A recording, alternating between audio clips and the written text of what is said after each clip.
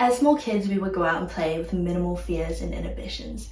If we wanted to go out on the playground, we'd go play, or if there was someone who we thought looked cool that we wanted to become friends with, we'd go and befriend them.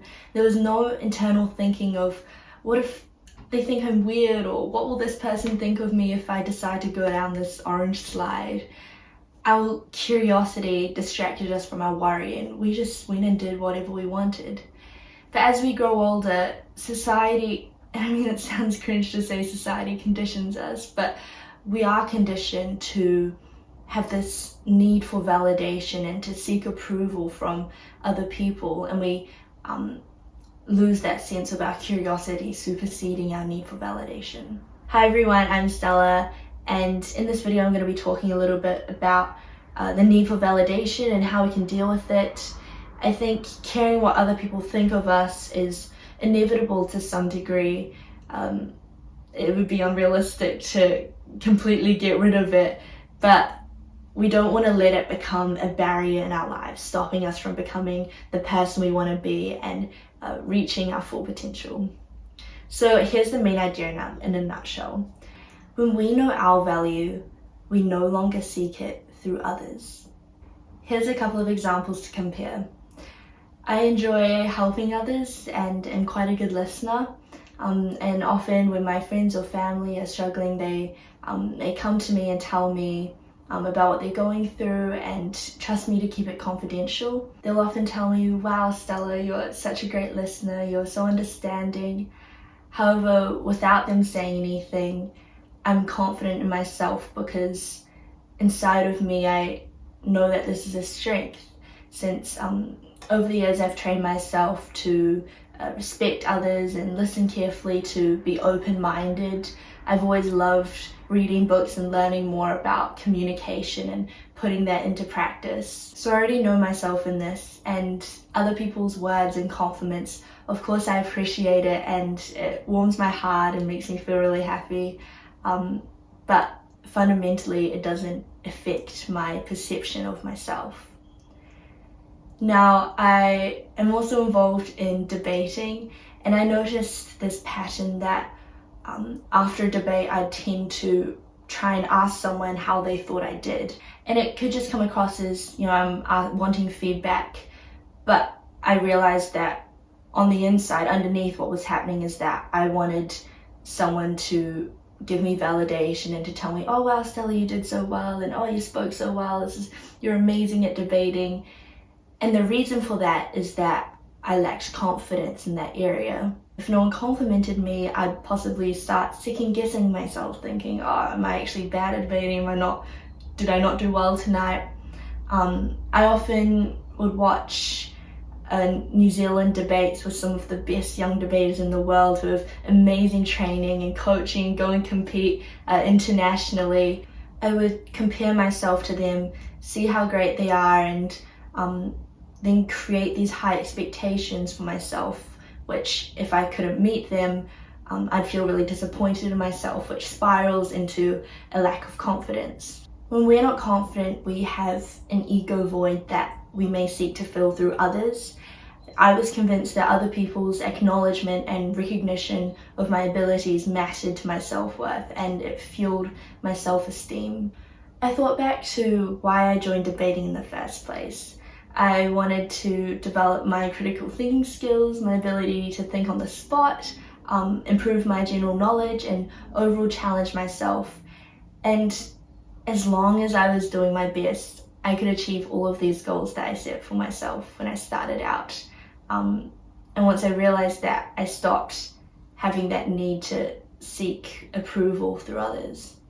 And I feel proud of myself just for doing my best. Also in life, friends and people around us will tend to only say positive and encouraging words to us.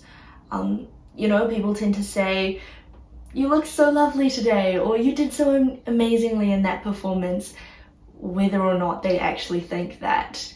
And it's quite rare to come across people in life who will be blunt and tell you the absolute truth all the time, because people don't want to risk offending someone and hurting someone and breaking that relationship and making someone feel discouraged. So other people's words and validation aren't necessarily a reflection of where we're at in something. We have to understand ourselves, our strengths, and work on our weaknesses. And if we do need help in a specific area, we should ensure that we're finding people who are experts at it and have proven to have knowledge in this specific area that we need help with. I love this quote: "Only when you do not know yourself do the opinions of others become important." Because if you know you're good at something, why would you need to get confirmation from someone else if you're already sure yourself? If you're bad at something, like let's say on the other hand, if you're bad at something like let's say dancing, you're not going to go out and chase someone and be like, hey, would you mind to tell me that I'm bad at dancing? You'd just know and accept it and make fun of yourself a little bit, or maybe you'd find a way to change it. But it's once we are accepting ourselves that we don't have to go and find validation through others. Also, we can be confident in one area but not another.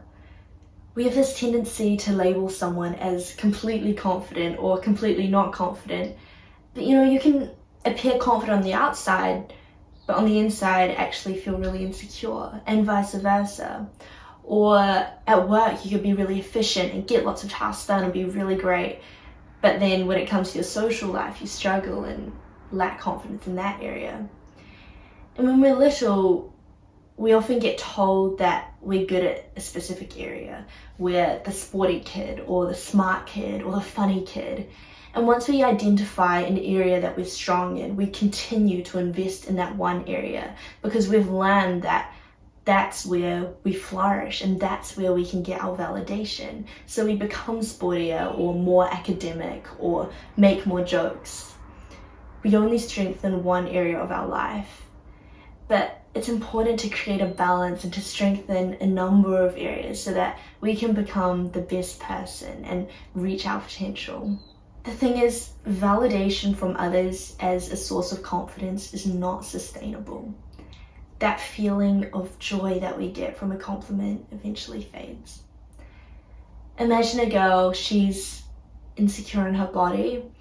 She has a beautiful body, she's beautiful, but she feels insecure, and she goes to a party with her friends and everyone showers her with compliments saying, wow, you're so beautiful, wow, your clothes are lovely and your makeup is wonderful. While she's there with her friends, she would feel so confident and excited, and all these compliments coming, she'd feel on top of the world. When she goes home later that night, that feeling would begin to fade, and by the next morning she wakes up, it would be completely gone, and she would return to feeling insecure in herself. Because it's how we felt beforehand that matters. Compliments don't change our underlying state of mind. Our underlying emotional state lasts, while praise from other people is short term. We get to choose for our ongoing regular state to be one of doubt or one of confidence. No one else can determine it for us. Not our friends or our teachers or parents or family. They can encourage us and give us words of wisdom, but ultimately they can't change the beliefs that we hold about ourselves, which are our own responsibility and that we have to work through. Imagine you're like a cake, the most delicious cake. Other people's words are like the icing that goes on the cake. So without the icing, you're okay, but with it, it just, adds that final touch. And would some people be like, oh, but icing's the best part. Is icing the best part of the cake? Okay, you're like a bowl of ice cream, your favorite flavor of ice cream in the world. And other people's words are like the sprinkles and the hundreds and thousands that go on top. So without the sprinkles and the decorations, you're still a delicious bowl of ice cream, but with it, it just adds that extra touch and it's lovely to have, but you're not reliant on it. Building confidence is a journey, and it may be naturally easier for some of us than others, but we can all do it. A couple of tips I'd say: focus on changing your inner monologue, the voice always speaking to you throughout the day. Remember that just because we think something, have a thought pass through our head, doesn't mean it's true. We all have all sorts of things that we think throughout the day. Whether it's a good thought or a bad thought, we're the ones who give our thoughts power. Also, surround yourself with positivity. Our environments reinforce who we are. Think of if someone were to always hang out with a group of smokers and they didn't themselves smoke, after a while they'd be so much more likely to become a smoker. So it's the same where if we hang out with people who are negative all the time, and that would drag us down and drain our energy, and after a while we'd be likely to fall into having negative thought patterns as well. Whereas if we hang out with people who are positive and energetic, excited about life, always working on themselves, they'll lift you up, and that energy will be contagious and make us feel more positive in our everyday lives as well. Also, even listening to podcasts that lift you up and motivate you, or even the music that we listen to. And I mean, I don't want to be nitpicky and be like, you can't listen to this music, but even the music that we listen to can be subconsciously affecting how we think. So I think it's really important to just be aware of what we're letting affect our thought patterns and who we are as a person. Control what you can, do your best, and ultimately there's no magic key. We must all go on our own journeys and figure out what works for us. But now we can be more aware of the different tendencies and thought patterns we may have.